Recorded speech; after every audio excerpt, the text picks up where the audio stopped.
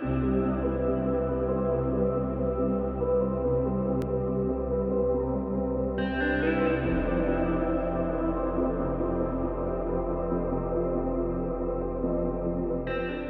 guys, so today we're going to be looking at all 24 days of my custom LEGO Star Wars Advent Calendar all in one video, and also going to be showing off some of the new box art and just all of the builds in one image. So that's going to be really cool, and it's going to be something a little different. Again, I would recommend going and watching every single video as well. There is a playlist, which this one will be in, so you can go check that out, and I'll just go into a bit more depth on each of these builds. This one will be pretty fast paced, covering every single build and basically saying what it is and then what it's from, then moving on. So if you want to know basically everything about it, the thought process, the design process, some things that the build can do, why I included it, definitely go and check out all of those videos, and I'm sure some of them will be interesting. However, yeah, let's get straight into it. So the first build on day one was the Bad Batch Shuttle, or the Havoc Marauder. This one is of course in microscale, and it represents the LEGO set which we got this year. The next one is also to go with that, and it is Crosshair Shuttle, or the RHO Rogue Class Shuttle, and yeah, it looks pretty cool, and it was a hard one to design. The next one is actually a minifigure based on the Clone Wars, and this is actually a plain white Phase 2 Clone Trooper, one that a lot of people wanted, so I decided to include it here. Day 4 saw one of my favourite builds being the Stormtrooper Snowman. Now this one I think a lot of people liked, but yeah, it's basically a Stormtrooper head on a snowman.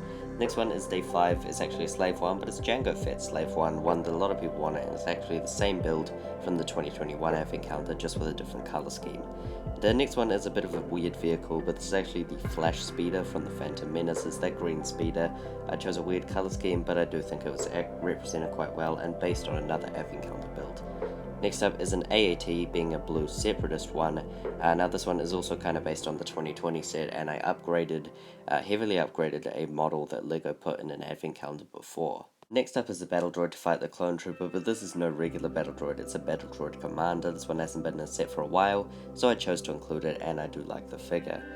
Next up on day 9, we just had kind of a trench build, like a generic one, that can be used by the clones or the droids or anything really, and it can just be used as like a battle pack build. Next up was the Sarlacc Pit. This one was a really weird build, and it's probably the one that I'm least happy with. It was the hardest to do, and it probably looks the strangest, but I am, I guess, decently happy with it. Next up is the Kessel Run Falcon, and yeah, this one was also an interesting one to design.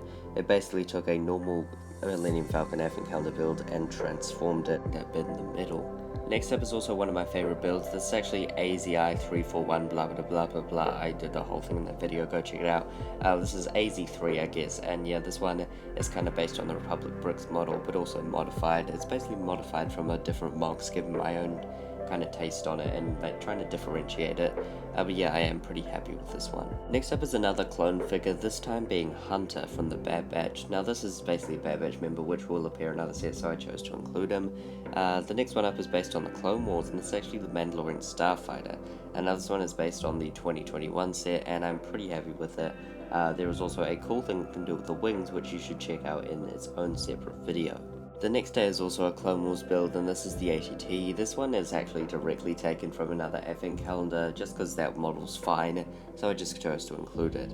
Next up are 2 builds, one being a Rebel sled based on Red 5, or just the Red Squadron ones, and it's basically for another minifigure to slide on, and there's also an Imperial sled, which is actually just the same build, just in a different colour scheme, so these can be used for kids to play with, just putting 2 minifigures on it, one Rebel, one Empire. And that Rebel minifigure is actually the Bespin Luke.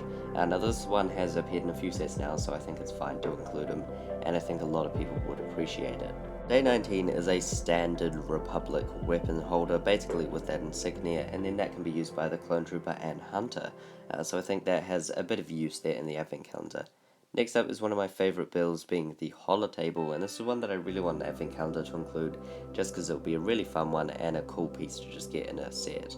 Now, the next one is another figure, being Grand Moff Tarkin. He's actually the Imperial figure from the Imperial sled, so Bespin Luke and Tarkin can then roll down a hill, toboggan, fight, whatever. The third to last build is actually Jabba's Sail Barge. Now this one is also taken from another Advent Calendar but modded, and I think I prefer my version.